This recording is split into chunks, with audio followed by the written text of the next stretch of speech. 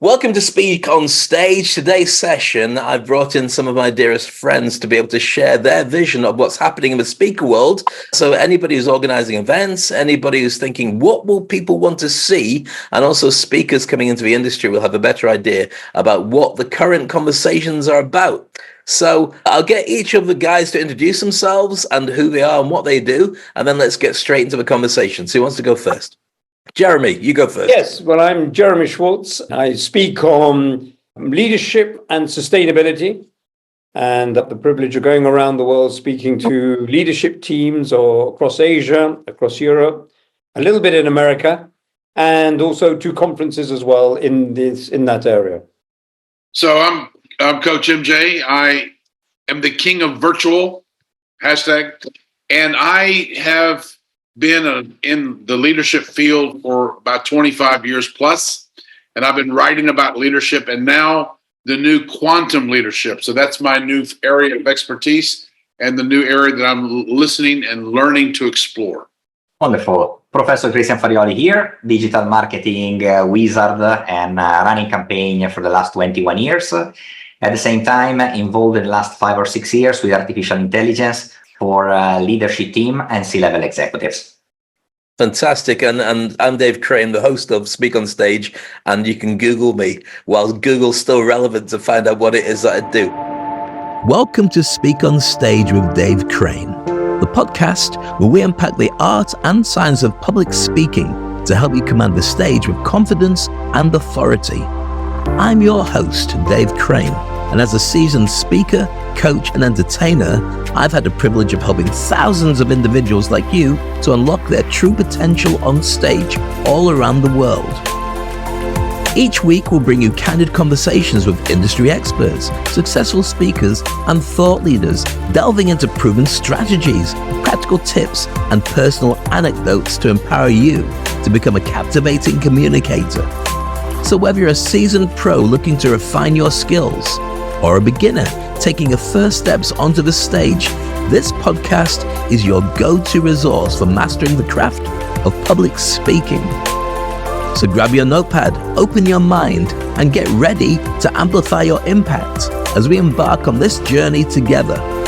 Welcome to Speak on Stage with Dave Crane. Together, let's jump and grow wings on the way down. Now, let's start off this conversation. Anyone can jump in at any point with any thoughts that they have in it. When I joke about the fact that you can Google me, that was the old business model where you would turn around and say, right, find me on Google. But that's got a slightly different relevance now through perplexity.ai and the whole AI thing. SEO is changing. Even Google's turned around and it said, we're not going to be concentrating on search anymore because people are not going to use it to find websites.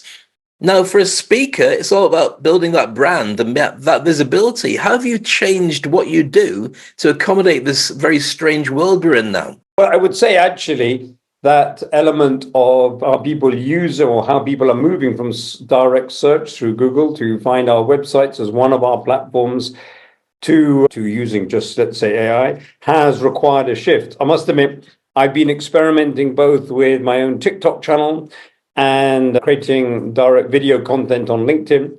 What I've noticed is that LinkedIn really is not a video channel, and that though it is video has a role to just be more interesting and perhaps disruptive, it's not a place where people really watch. And it's quite strange how just you flick to something like TikTok or YouTube or Instagram even, and the content of video is so perfectly at home there. So I'm finding that one has to experiment with new channels to make people aware and find you in a different way. And TikTok is the most exciting one that I've found to be in. Not necessarily a channel that needs to work necessarily, but definitely to followership and being able to see you as a speaker in a video content way. Christian, can I throw this at you? Because you're a big fan of TikTok, I know, but the world is changing because certainly after the American elections in November, they've talked about the fact that they're going to be banning TikTok in America. Now, a fair chunk of the users and smart people using it are based in America. Do you think that's going to disrupt the platform, disrupt the industry, or are people just going to VPN their way around it and still carry on making videos?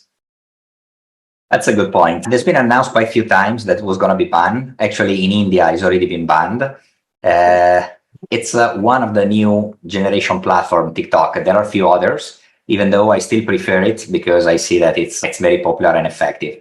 But I always say that as much as I love social media, never put all of your eggs in just one basket, because it's happened in the past with Vine and with other platforms. Some people got so attached to it, and suddenly the platform got removed or bought out or banned or something. So, and those people, they found themselves looking for a job on the street. So that's why I believe that as much as I love it, keep also other options available. And talking about what's coming about AI, etc., I've been always saying and believing that, we just need to stay 5 to 10 years ahead of the curve to make sure that we're going to be okay. And that's why they pay me to understand what's coming in every industry. So I've been doing speeches about AI in healthcare, in pediatrician, in oil and gas, in finance for the largest corporates. And it's always about researching a lot what's coming and how this is going to change. Because what I always explain is that AI is the new Microsoft Excel, something that a few years from now, we're all going to give it for granted. Nobody's going to say, what are you doing with AI? It's just a part of our daily life, like Microsoft Excel, no big deal, like Word, like Outlook, etc., like Google. And that's important because it keeps us on our toes, and it makes sure that we understand what's coming. So we are ready for it. This is, for me, very important. Just a quick one. If you love what I do and want to work with me, go to the VIP mentoring site and get yourself registered. Whatever it is you want to do, this is a QR code, or go to www.speakonstage.com/summervip/ all the details are there. I'm waiting for you. One-to-one exclusive sessions to build your signature product. What is it? Find out. Take a look. Work with you soon. That's it. Back to the podcast.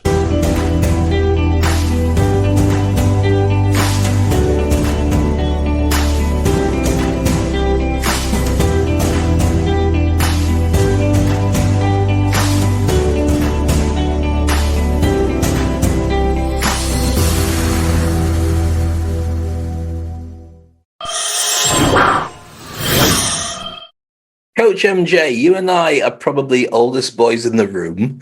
I'm exhausted by social media as it is. I find it toxic. I find it difficult to watch without seeing everyone saying I'm better than you, or at least feeling like that at the same time. And I only use it as a placeholder for stuff I've been working on so people can see that I've been relatively busy and I'm not dead yet. What's your thoughts on it? Because every time a new platform comes up, people run at it, they do loads of stuff, but I don't think that's a bottom line on why people have credibility and generate trust. What's your thoughts on it? And I'd love to know more about what you said about quantum stuff, because that sounds very exciting. I've got no idea what it is. Yeah, so first of all, let me just respond to that. I think as far as the age thing goes, Dave, you might have me there.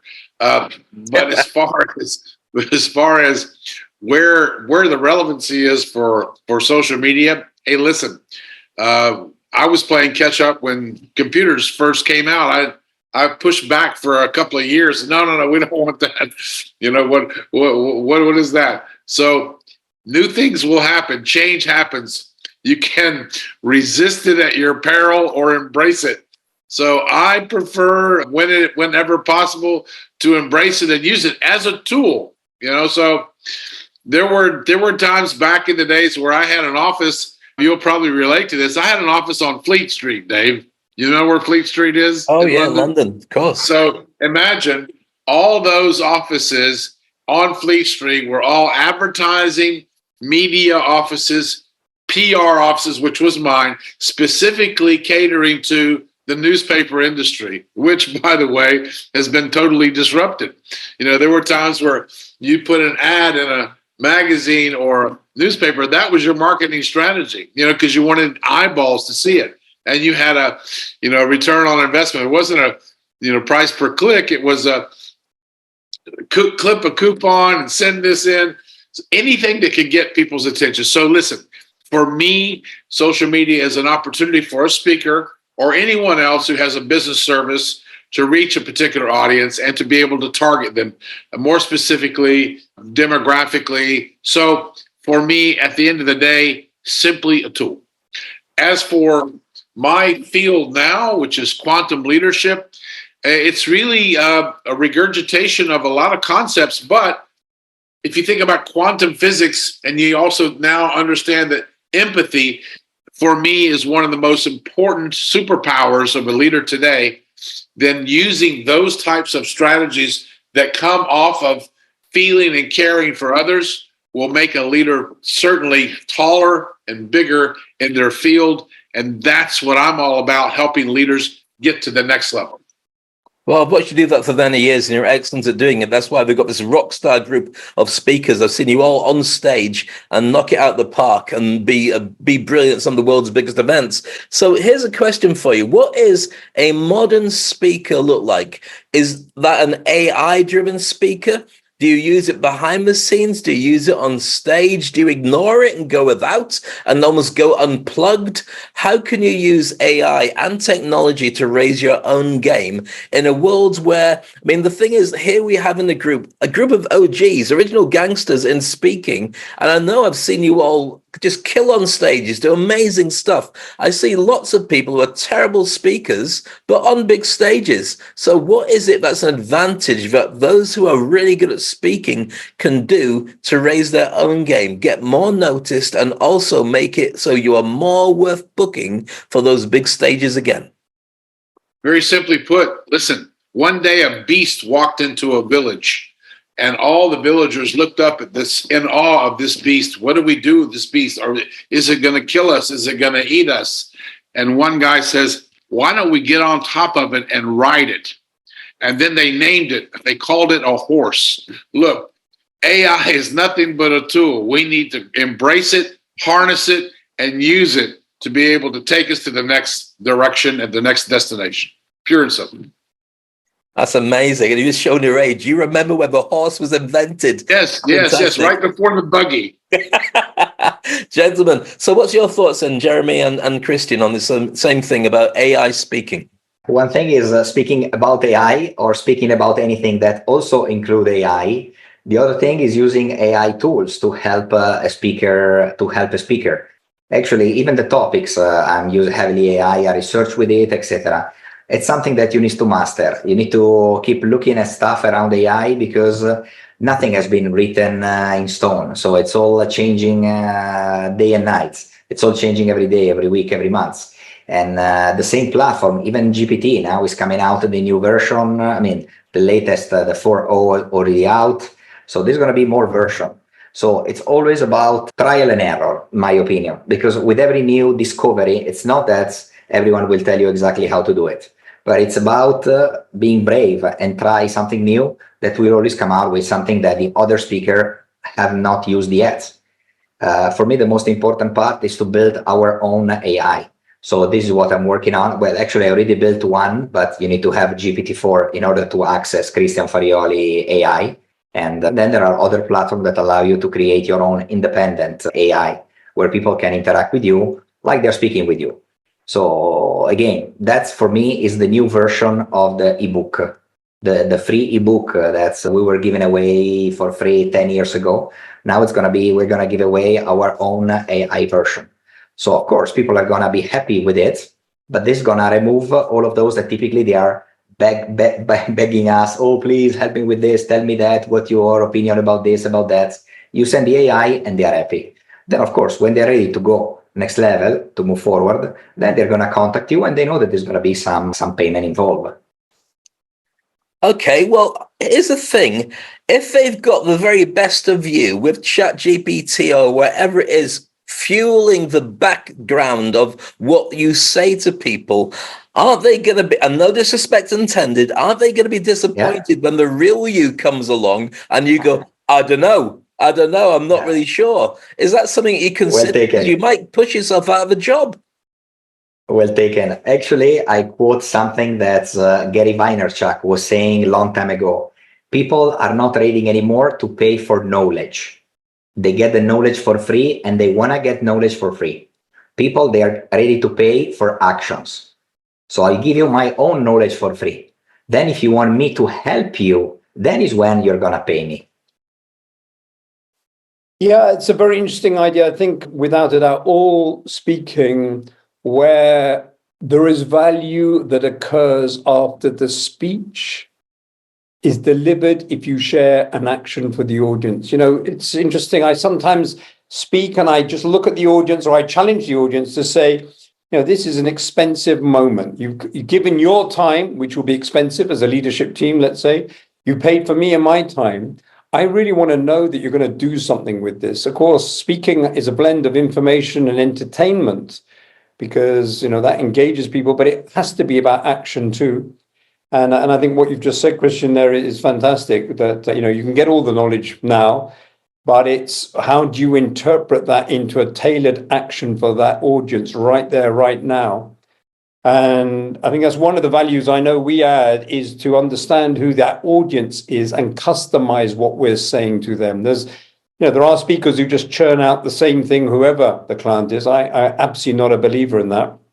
I think our responsibility is to customize to the audience, to their particular situation, but then give those actions and challenge them in a way to take those actions and do something with it within the next, you know, 24 hours or week or so, because then everybody's truly getting value from that investment. So over to you then, Jeremy. As you just mentioned, now your background when I saw you on stage, you explained to everybody that you were the inventor of Coke Zero when you worked for the Coca-Cola company many years ago, which has created how much money has it generated? Just shockers. It's developed. It delivers about 10 billion in retail sales per year for the company, and you know that was from 2020. So you can calculate that. You know, we're talking about 100 billion of sales from what was just a little idea, which is actually just in what we're discussing, from asking a particular question. And you know, one of the things about, you could ask, you know, argue with ChatGPT, which is phenomenal. You know, it is only as good as the question you put in.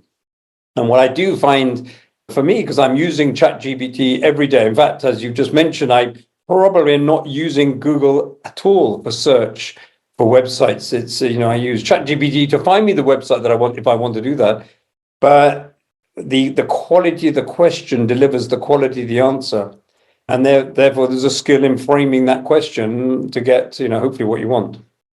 So that leads on to something I'm going to throw to the whole group of rock stars completely, which is, what should be your takeaway on stage? Do you go on stage and then give everybody your free AI as a gift? How often should you follow up? And what should be the business model of that? If you give everybody access to you as an AI, then suddenly, I mean, the whole formula for getting paid is this: the effect of a job that you do and how cheaply you can be replaced by somebody else. Now, if you haven't got a brand and everybody's giving away an AI version of themselves, it now becomes my AI is bigger than your AI, because nobody wants to have 20 AIs to play with. So what would be the things, the criteria you should think about if you go on stage? If you give away AI, or if you didn't give it away, what would you do to an audience that gets them to want to stay interacted with you long after they leave the ballroom or the conference or wherever it is that you met them? Thoughts?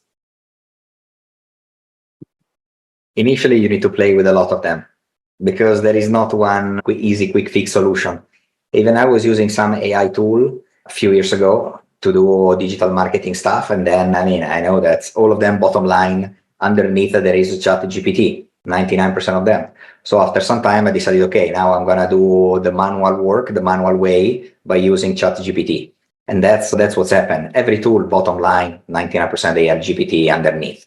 So either you're going to learn now, or you're going to learn later how to use GPT properly. Okay, you're going to need to write a little bit more, ask a little bit more things, but you're going to get exactly what you need.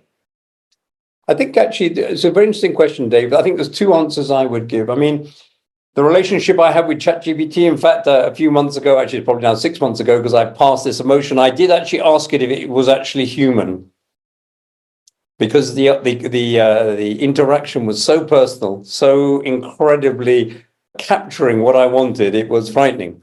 However, it still doesn't ask me questions to help it understand more about me, to help it. And the value we bring when helping a client post a speech is to ask what I would call the killer question, the question that brings illumination to the client and action. And that will occur through ChatGPT in the future, but it's not there yet. It just responds to the questions it's asked. And I would say that, at least for the moment, that's the value. And my Jeremy AI probably still won't also ask those questions. So we've got to come hand in hand, I would suggest. How many of you guys have actually gone ahead and created a virtual version of yourselves or a VA that answers all your questions based on a smart version of what you'd want yourself to be if you were a knowledge-based person? How many of you Have you realized, Dave, that I'm not actually here? You're Max Headroom, but nobody else will understand that joke. Christian probably is ahead of the game on that. Yeah, I've done it all a long time ago because that's my field. So I play around with technology since I was 12 years old. So for me, it's normal, but both ways. I have a version of me, and when I need to do something, I ask my AI version, how would I answer? How would I reply? How do I write something? And then I create another one that I can give to anyone that has a GPT-4 premium in order to interact with my AI version. I want to though improve it and throw in a lot more content, because at the moment I throw in who am I, a lot of things about me and my books. But actually I want to improve that by throwing in a lot more stuff, all of my presentation converted into text, etc., into knowledge. So basically it's going to know literally as much as myself. But that leads a problem, you see. Once it can get access to you, it becomes the shiniest object that it's after. So you need to be able to not only supply the brains behind it, but you need to have some kind of stage show or community or ongoing learning process that gives them life, love, money, happiness, whatever it is, longevity, that they can't get from anything else. It's a real challenge to be able to work out what that should be and what people are going to want, because the speed that AI is coming up, as soon as you go, haha, good idea, oh, somebody's done it. And I think the next thing that's going to really revolutionize everybody is when Apple brings out on the iPhone the new AI, which is kind of there for if you bought the brand new Apple phone, it's the only thing that can actually hold the new AI, because it's going to be your AI assistant and it's going to be like your AI girlfriend or boyfriend or whatever you decide it's going to be. Now, the reason I find it fascinating is because they've made a mess of making sure it only goes to their top-end phones, whereas Samsung and Galaxy and Android have done it for lower-level phones. But if you can get access to somebody who's your virtual assistant that can coordinate your emails, your calendar, make you feel happy, help you meditate, do all those things, then what you're going to need from people is a different experience. And I believe that entertainers, and this is something that Jerry mentioned earlier, if you're an entertainer on stage, which most people aren't, then you bring something different to the table than just getting access to stuff. You bring the experience that people have when they enter the room with you. And I think that that's an interesting element. It involves stand-up comedy. It involves understanding of the Wi-Fi code of the room. But that's something that older speakers like we have here are all very capable of doing more with. Thoughts on that? Seasoned is the word, Dave. Seasoned. Seasoned people, that's right. Salt and pepper beards everywhere. It's interesting, though, actually, just listening to this conversation, because, at one level, as Christian said, we've had multiple industrial revolutions. Actually, in 2018, I made a program for the BBC called The Retail's AI Revolution. And when I approached the BBC, I said, look, what's going to happen is that Amazon will download your Microsoft calendar, and will then send you things that you didn't know you want, because it looks at your calendar and works out what's happening. And then when it arrives, you decide, actually, do you want it or not? And if you do, you pay. And if you don't, you send it back. The BBC actually laughed at me, the producers. They said, that's just ridiculous. That's not going to happen. As we started to interview Net-a-Porter and Amazon and a number of other retail e-com platforms, they realized that this was completely possible and actually was being considered. Yet, Amazon did it. I mean, had a plan to do it. Yes, they call it AI shipping. I mean, there is a name for it.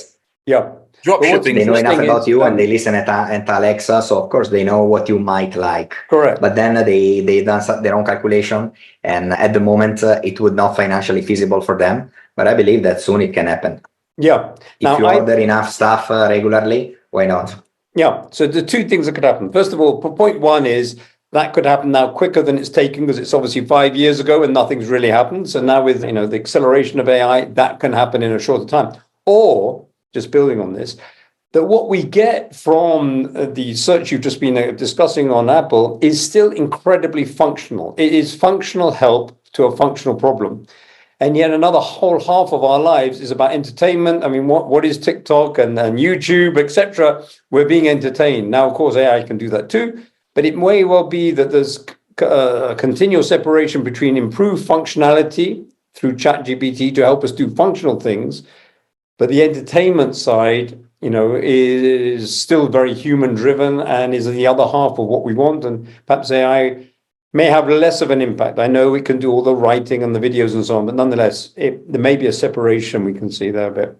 I think we can see from what happened with Meta and the virtual world that they're offering to everybody that some people just do not go to that level where tech is king. They still want human interaction. I want to finish off with one conversation, one question, which to throw at everybody. I'm going to throw this at Coach MJ first. And that's for an average person, I don't mean average with disrespect, who's not a speaker, and they're not branded, and they're just wondering, how do I cope with all this stuff? How do I position myself? Because I'm worried about my job being automated. I want to be more relevant and make sure I can still work. Maybe I need to start a side hustle. Maybe I need to put myself out there as a consultant. What would your advice be for people who are on LinkedIn or any platforms who are maybe a little bit older, very scared about this tsunami that's coming, and what they need to do next?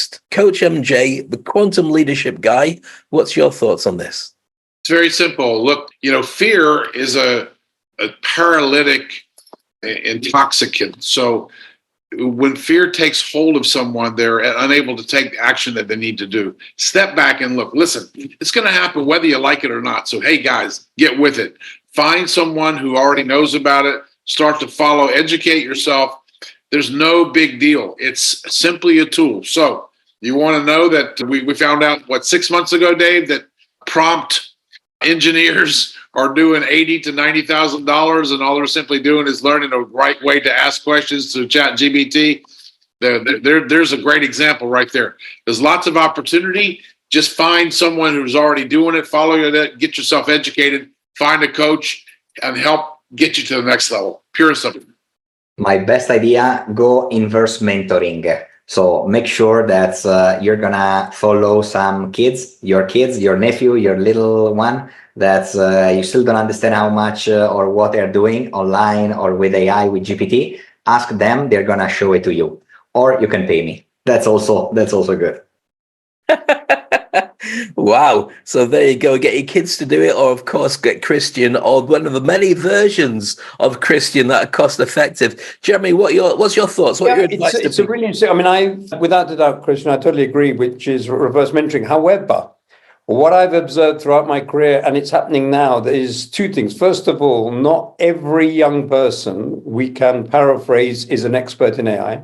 So I have 3 sons, 20, 23, 25. My 20-year-old is a uber expert. I'm a super expert in AI and also social media marketing at a level. He does black cap marketing, while my other 2, are just users of the technology, but are by no means an expert. And I've always felt that age is not the driver of knowledge when it comes to all social media, digital and technology. It's finding those people who have a particular fascination at any age. But without a doubt, you need, one step is to engage yourself with that person and get them to teach you, show you, infuse you in what they're doing at the cutting edge.